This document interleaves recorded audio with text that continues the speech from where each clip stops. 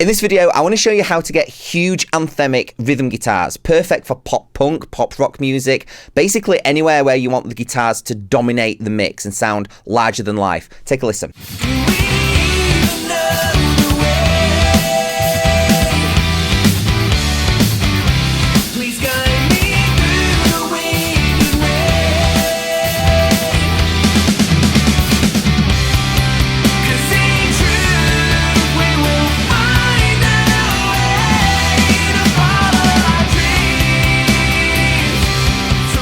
So first off, let's take a listen to what those rhythm guitars sound like before we did any processing, just exactly as they were recorded.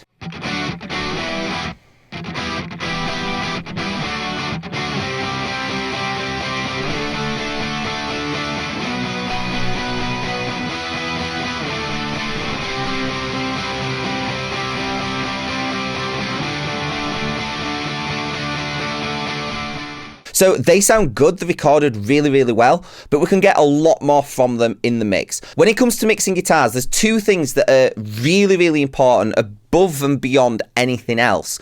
And number one is the level, simply where you sit the guitars in the mix in relation to the drums, the vocals.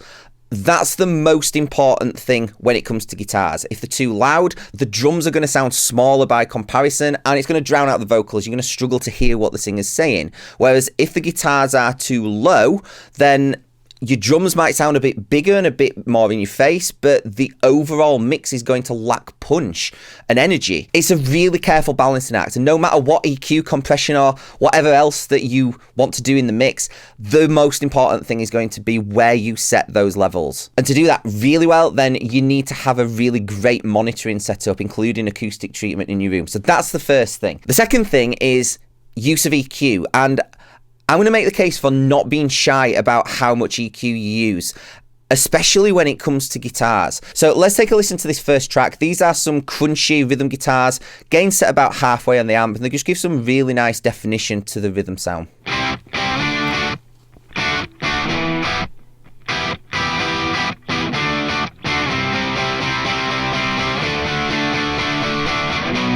So the first thing we're doing in terms of EQ is adding a ton of mid-range and a ton of low end. So we've got two EQs on here, as you can see. The first one is this custom series EQ from Slate. We're adding a massive chunk of 4K, about 4.5 dB. We're adding an equally huge chunk of 100 Hertz. And then we're also going into the custom series Lift, which is basically just a top and a bottom shelf. Adding a little bit more top, so a little bit of presence. This gives a nice kind of shine around the sort of 3, 4, 5K region. Only a little bit though, just 1 dB. But then even more low end, over 5 dB. Let's take a listen to what that does to the sound.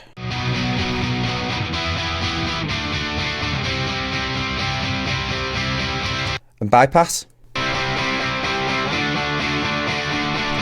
Back on.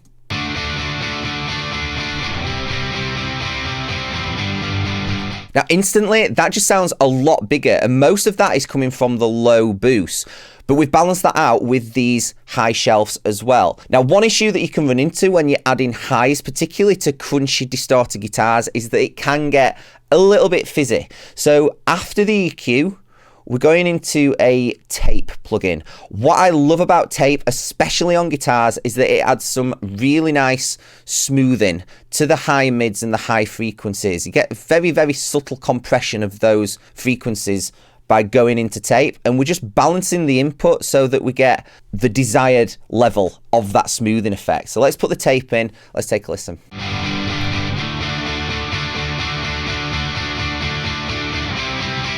Take the tape off.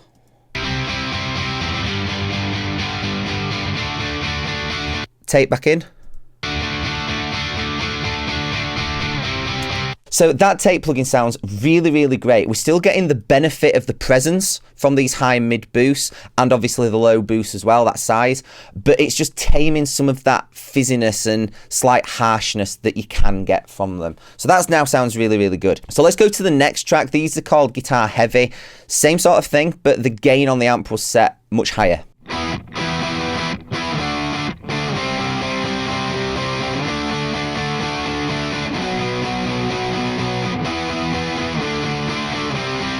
So once again, there's a hell of a lot that we can get from this just with some really simple EQ.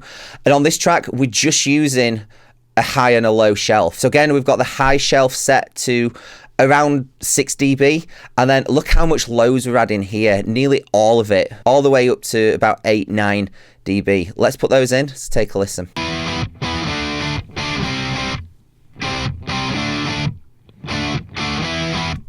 And turn it off.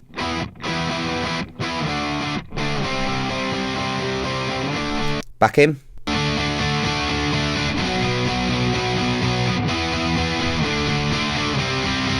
So that is a really massive difference. I hate to say those cliched mixing engineer quotes, but it really is like a blanket has come off the speakers. It's that dramatic. Now, like before, because of that presence boost, we are getting a little bit of fizziness and harshness. So we're going into the same tape machine, set it to a level where we're getting a nice amount of that high mid, high frequency smoothing and compression effect. Let's put the tape in.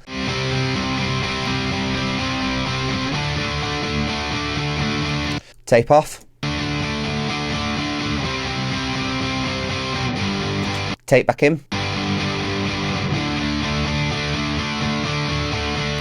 Now the other track that we had with the rhythms is these Octave guitars. Take a listen to what these sound like just as they were recorded.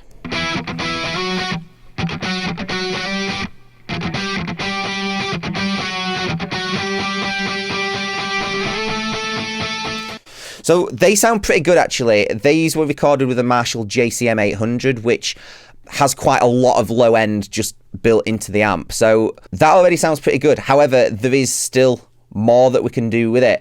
And as you can see, we're doing a very similar thing as what we did with the Crunch guitars. We're adding some 4K, about 2 dB. We're adding a good chunk of 100, around 5 dB, 4.5 dB. And then we're also going into the high lift and the low lift, adding a good chunk of presence, about 4 dB, and all of the lows, full 10 dB pretty much. Let's put those in.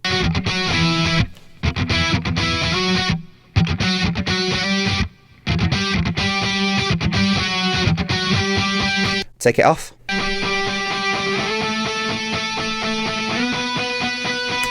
And back in.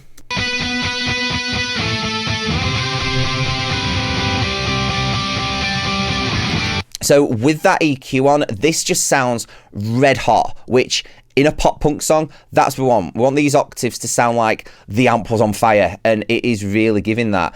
We are going into the same tape machine again because we've got such a lot of high mids being boosted here. We want the presence, but we want to tame the fizziness, the harshness. So again, the tape machine is doing that. Let's put that in and take a listen.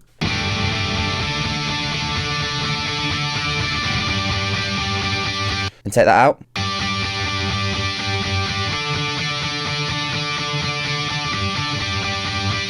Tape machine back on.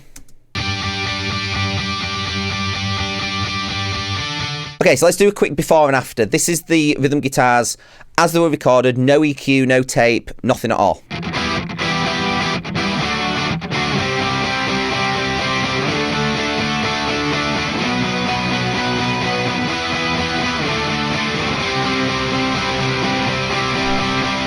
Put all of those EQs and tape plugins back on, and this is what we get.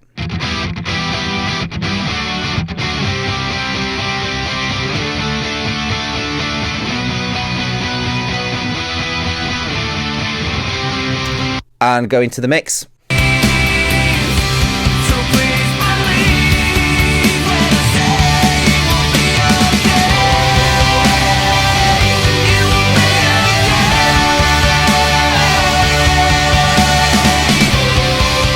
Now, if you're a songwriter or you're in a band, if you're releasing music in any way, shape or form, then likely one of the biggest struggles you have is getting access to opportunities to get your music heard, whether that is getting played on the radio, whether that's getting featured in blogs and magazines, whether it's getting bigger and better shows such as support slots and festivals.